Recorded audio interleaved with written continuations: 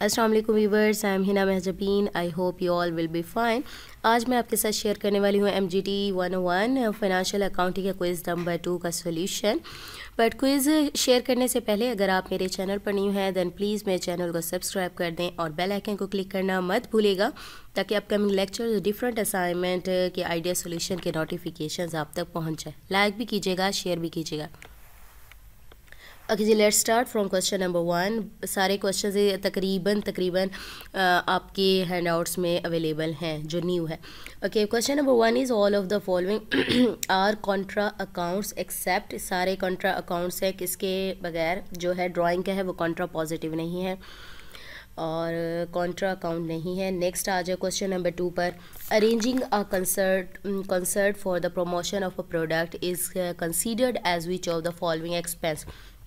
Selling में भी नहीं आता, कॉस्ट ऑफ गुड्स में भी नहीं आता, फिनेंशियल एक्सपेंस में भी नहीं आता। जो कंसर्ट है वो कौन अरेंज करता है? एडमिनिस्ट्रेशन अरेंज करती है। अगर आप एडमिनिस्ट्रेटिव एक्सपेंस का टॉपिक पढ़ें तो वहाँ पर एंटरटेनमेंट वगैरह ये सारे एक्सपेंसेस इसमें होते हैं, तो हमारा आंसर क्या होगा? Administrative expense. Next question number 3 is which of the following is the component of financial statement as per International Accounting Standard IAS। अगर आप इसको पढ़ें, सर्च भी कर लें इंटरनेशनल अकाउंटिंग स्टैंडर्ड अपने हैंडआउट्स में, तो आपके पास जो हैं वो सारे स्टेटमेंट्स निकल आएंगी। 5 आई थिंक बताए हुए थे, उसमें से इनफ्लो, इन हैंड और आउटफ्लो कोई भी नहीं था। ये था स्टेटमेंट ऑफ कैश फ्लोज। 5 थे आई थिंक सो, मुझे जहाँ तक याद है, तो उसमें से एक था statement of cash flows. Next question number 4 is after specific intervals sum of sales journal is posted to the credit side of dash। Sales account है तो याद रखिएगा ये एक डेबिट साइड लिखी हुई है अगर हैंडआउट्स पर सर्च करें और एक क्रेडिट साइड है, तो केयरफुली देखिएगा। तो यहाँ पर पूछा गया क्रेडिट साइड पर, तो क्रेडिट साइड पर जो आंसर आएगा वो सेल्स अकाउंट आएगा। The answer is sales account. Next question is question number 5 is which of the following is considered as a process of maintaining the journal. ये previous question जो quiz हमारा 1 था उसमें भी आया था। तो इसे कहते हैं बुक कीपिंग और जो मेंटेन करता है उसे क्या कहते हैं? Book keeper. तो आंसर है बुक कीपिंग। आई थिंक वहाँ पर आया था जो मेंटेन करता है, शायद उसके बारे में आया था। जो फर्स्ट क्विज़ था उसमें ये क्वेश्चन रिपीट हुआ था। Which of the following is also known as day book. Day book किसे कहते हैं? अगर आप हैंडआउट्स पर डे बुक को सर्च करते हैं तो डे बुक लिखा हुआ आता है जर्नल के साथ, तो ऑब्वियसली हमारा जो डे बुक होगी वो क्या होगी? जर्नल, यानी परचेज जर्नल, डे बुक, ऐसे कुछ लिखा हुआ था। ओके, नेक्स्ट आ जाए question number 7। Which of the following is a Contra account. Same उसी तरह से कॉन्ट्रा अकाउंट कौन सा है? कॉन्ट्रा अकाउंट को अगर सर्च करते हैं दूसरी तीसरी सर्च पर आपके पास वो निकल आएंगे, उसके जो हेड्स हैं सारे जो चीज़ें आती हैं उसमें। तो ये सारी चीज़ें नहीं थी। परचेज रिटर्न, ठीक है, तो इसका आंसर क्या है? Purchase return.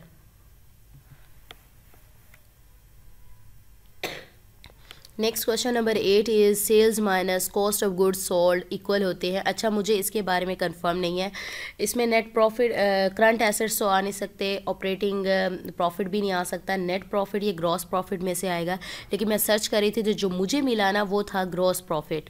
ठीक है, तो ग्रॉस प्रॉफिट उससे लिखा हुआ था जो गुड्स मैन्युफैक्चर की जाती है उनकी कॉस्ट सेल में से माइनस कर दो तो आपके पास ग्रॉस प्रॉफिट आ जाता है। तो इसको कंफर्म कर लीजिएगा खुद। Okay, question number 9 is in ledger folio, ठीक है, column of journal dash is written in which it affairs was posted. तो इसका आंसर पहले लिखा हुआ था लेजर फोलियो, एग्जैक्ट तो नहीं लिखा होगा। अगर आप कॉलम ऑफ जर्नल को सर्च करते हैं तो आपके पास आ जाएगा the page number of the ledger, page number of the ledger. ठीक है, नेक्स्ट आ जाओ रेफरेंस। हाँ, पोस्ट रेफरेंस था आई थिंक, लेजर फोलियो को कहते हैं। Which of the following is the component of financial statement as per international accounting standard. ये दूसरा क्वेश्चन आ रहा है। इंटरनेशनल अकाउंटिंग स्टैंडर्ड्स यानी मोस्ट इंपॉर्टेंट टॉपिक है MCQs के लिए। तो आपको सारे स्टैंडर्ड्स आई थिंक 5 हैं, उसके स्टैंडर्ड्स कंफर्म नहीं है लेकिन लगता है मैंने जो देखा था मुझे याद है वो 5 थे। तो उसमें से ये तो आ गया स्टेटमेंट ऑफ फाइनेंशियल पोजीशन था, एक वो कैश फ्लोज वाले मैंने आपको दिखा दिया। तो इसका आंसर है स्टेटमेंट ऑफ फाइनेंशियल पोजीशन। तो ये हमारा जो 10 क्विज़ेस थे वो कंप्लीट हो गए। आई होप हेल्पफुल होंगे। ज़रूरी नहीं है सबके सेम हो, लेकिन अगर आपके पास बहुत सारे क्विज़ेस हैं, आपके काफ़ी सारे क्वेश्चन सेम आ सकते हैं, यानी ज़्यादा हो जाए तो मैं कहती हूँ 70 to 80% सेम आ सकते हैं, कि ये नहीं कि आपने एक पर ही डिपेंड करना है, बहुत सारे क्विज़ेस होने चाहिए। सो मुझे अपनी दुआ में याद रखिएगा, अपना ख्याल रखिएगा। टेक केयर, अल्लाह हाफिज़।